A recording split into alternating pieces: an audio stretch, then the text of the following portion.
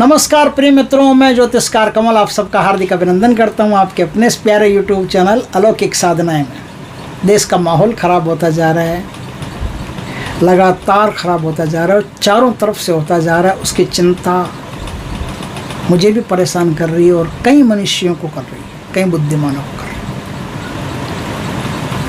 है। लेकिन अब लग रहा है कि देश में कुछ नया होने वाला है, क्योंकि जब तक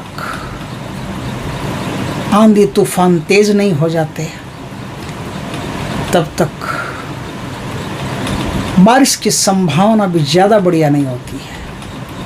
और जब बारिश आने वाली होती है तो उससे पहले सुना है कि आंधी तूफान तेज हो ही जाते हैं। देश में लगता है कोई शांति की बारिश आने वाली है, इसलिए तूफान तेज हो रहा है। विडंबना है हमारे देश की, या खुशकिस्मती समझो, कुछ भी समझो, क्योंकि भविष्य किसने देखा है। खैर, परेशान तो करते हैं लेकिन काम तो करना पड़ेगा। जनता की सेवा, अपने दर्शकों की सेवा तो करनी पड़ेगी। साधनाएं या बहुत बड़े बड़े उपाय वगैरह जो है वो देने पड़ेंगे, ताकि किसी का भी घर इस तूफान में बच जाए तो बढ़िया है। दोस्तों, जिस प्रकार से देश में तूफान है, उस तरह से घरों में भी तूफान आए हुए रहते हैं। जिनके आए हैं बेचारे वो जाने, वो भुगत रहे हैं वो जाने, जहाँ नहीं आए वो क्या जाने। आज मैं आपको ऐसे उपाय बताऊंगा, 3-4 उपाय हैं, बड़े प्यारे हैं, बहुत शानदार हैं और एक साथ भी किए जा सकते हैं, ओकेजनली भी है। आप इन उपायों को कर लेते हैं ना तो बड़ा शांति रहता है, बहुत बढ़िया रहता है, गुड फील होता है घर परिवार। उपाय ऐसे हैं दोस्तों कि आपके घर में तो प्रेम बढ़ता रहेगा और तिजोरी में धन बढ़ता रहेगा, ये निश्चित है, इसमें कोई दो राय नहीं। घर में प्रेम बढ़ता रहेगा और तिजोरी में पैसा बढ़ता रहेगा। इस उपाय को करके देख लीजिए, ध्यान से सुनिए, ज्यादा कुछ कहे बिना, और लाइक सब्सक्राइब कर दो ऐसा कुछ, क्योंकि लोग अब आजकल कहने लगे हैं कि क्या भिखारी की तरह भीख मांग रहे हो, लाइक सब्सक्राइब कर रहे हो, तुम्हें शर्म नहीं आती है क्या, उसे भीख मांगते हो? नहीं मांगते, क्या फ़र्क पड़ता है। जो करेगा सो करेगा, नहीं करेगा नहीं करेगा, किसी को कुछ नहीं कहना। दोस्तों, फिर भी मैं ऐसे शानदार उपाय देता हूँ, और उपाय को ऐसे नीच कमीने भी देखेंगे मुझे पता है, और भगवान से प्रार्थना करता हूँ कि उनको भी पहले सद्बुद्धि दे, फिर उनको कुछ फ़ायदा दे। बाकी जो श्रद्धा से देखते हैं उनकी तो बात ही अलग है, जो श्रद्धा से काम करते हैं उनकी बात ही अलग है। पर कुछ गंदी नाली के गटर के कीड़े भी बीच बीच में आते हैं और अपनी बुद्धि झाड़ते रहते हैं। उपाय सुनिए, गंदी नाली के कीड़ों को गंदी नाली में रहने दीजिए, वो वापस उसी नाली में चले जाते हैं बेचारे। पूर्णिमा जब आए ना, पूर्णिमा के दिन बुद्ध की होरा में, पूर्णिमा के दिन होरा होती है। होरा तो सब दिन ही होती है, पूर्णिमा के दिन क्या सब दिन ही होरा होती है। बुध की, शुक्र की, शनि की 1-1 घंटे की होरा चलती रहती है, अहोरात्र जिसे कहते हैं ना, होरा। तो वो होरा आती है, उसमें बुद्ध की होरा में आपको एक काम करना है, और काम ये करना है कि आपको अशोक वृक्ष के पास जाना है। वहाँ से आपको अशोक का एक पत्ता तोड़ करके लाना। याद रखें, पत्ता कटा फटा नहीं हो, साफ सुथरा हो, बढ़िया हो। थोड़ा मेरे करीब आ जाओ भाई, दर्शकों को ध्यान से सुनाई देगा। तो पत्ता एकदम बढ़िया होना चाहिए, वो कटा फटा नहीं होना चाहिए, ऐसा पत्ता लेके आना। पत्ते को धो के साफ करके आपको क्या करना है, उस पत्ते पर एक दही लेना है, मीठा दही, बढ़िया मीठा दही लेना है। गोरोचन लेना है, गोरोचन बाजार में मिल जाएगा, शुद्ध गोरोचन। उनको बोल देना भाई मेरे को शुद्ध गोरोचन चाहिए, शुद्ध गोरोचन लेना। और नाग केसर, इनको मिला करके अच्छी तरह से पेस्ट बना करके, थोड़ा सा मिलाना, ज़्यादा की जरूरत नहीं है, क्योंकि उस पर एक स्वस्तिक का निशान बनाना है। उस पर एक स्वस्तिक का निशान बनाइए आप, और स्वस्तिक का निशान बना करके उस पत्ते को अपने भगवान के दरबार में रख दीजिए। उस पत्ते को आपको 1 महीने तक पूजा करनी है। आज पूर्णिमा से, पूर्णिमा के 1 दिन पहले चतुर्दशी तक पूजा करनी है ना।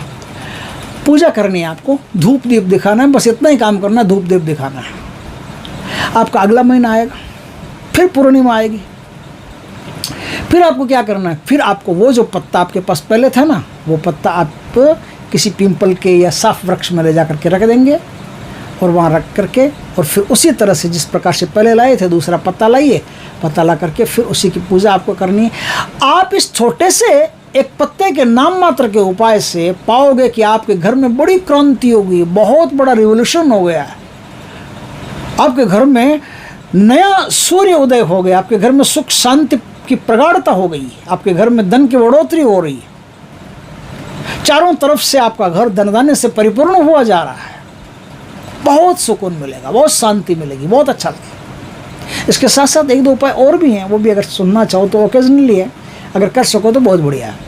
देखो दोस्तों, अगर कोई नवविवाहिता जिसका जस्ट मैरिड हुआ हो और वो लड़की, नवविवाहिता लड़की किसी बात पर खिलखिला के इतना जोर से हंस दे, इतना जोर से हंस दे कि उसकी आंखों से आंसू आने लगे, तो उस आंसू को अपनी तर्जनी उंगली पर उठाओ, उठा करके चाट लो।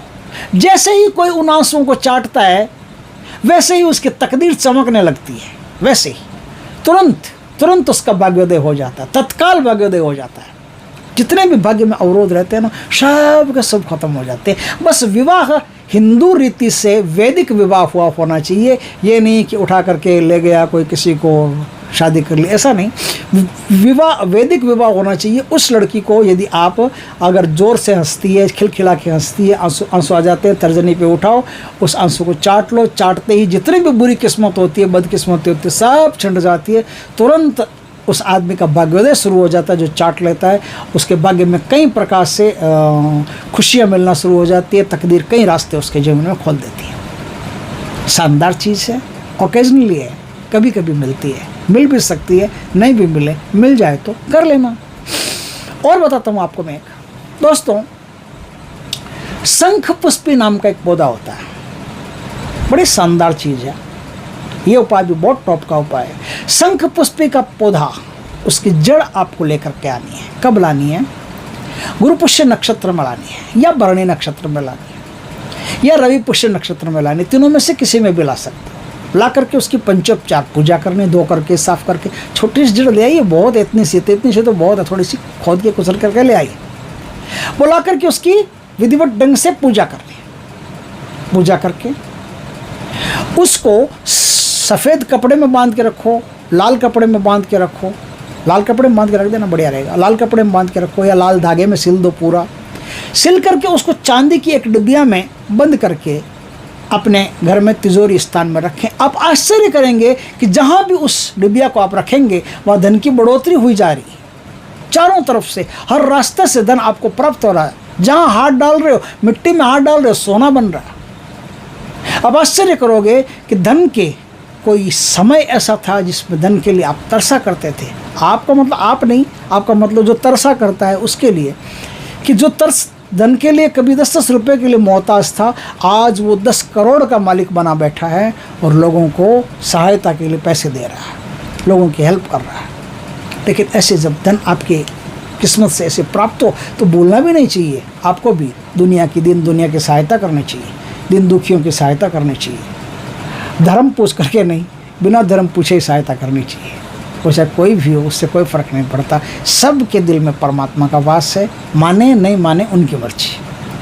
दोस्तों, ये जो चीज़ें हैं ना, ये बहुत शानदार चीज़ें हैं। एक चीज़ और बताता हूँ, जो सफाई कर्मी आते हैं आपके गली मोहल्ले में, कहीं भी सफाई कर्मी आपको दिख जाए, और उन सफाई कर्मियों में यदि औरत दिख जाए, सफाई कर्मियों की स्त्री, वो जो सफाई करने वाली आती है उसकी स्त्री, कितना ही दो उसको, 5 रुपया दो चाहे 50 रुपया दो, उसको पैसे दिए बिना आगे मत बढ़ो। उसको जैसे ही आप पैसे देते हो, आप पाओगे कि आपका परिवार पर जितना भी संकट होता है ना, वो सब संकट छंटता चला जाता है। परिवार पर जितना भी बुरी नज़र रहती है, सब बुरी नज़र छंटती चली जाती है। बहुत शानदार चीज़ है, करके देखिएगा। यदि आप सफाई कर्मी की औरत को पैसा देते हैं अपने हाथ से, तो आप पर ड्रैगन हेड राहु खुश होता है। और राहु अगर आप पर खुश होता है तो आपको छप्पर फाड़ के धन देता है। आपको ऐसे ऐसे रास्तों से धन मिलना शुरू हो जाता है कि जिसकी आपने कभी कल्पना भी नहीं की होगी। ऐसे ऐसे रास्तों से धन मिलना शुरू हो जाए। और आकस्मिक धन प्राप्ति में तो राहु से ऊपर कौन है? कोई नहीं है। ड्रैगन हेड से ऊपर कोई है ही नहीं। आकस्मिक धन प्राप्तियाँ करनी हो तो राहु की जिस पर कृपा होगी वो आदमी फटाफट से एकदम लिफ्ट पकड़ लेता है और माला माल हो जाता है। तो दोस्तों, ये जितने भी मैंने उपाय बताए सब बढ़िया से बढ़िया उपाय, एकदम छंटे हुए मंजे हुए उपाय हैं। इनको कर लेने से आपकी ज़िंदगी एकदम से निहाल हो सकती है। करके देखिए, बहुत बढ़िया उपाय। जय श्री कृष्णा दोस्तों।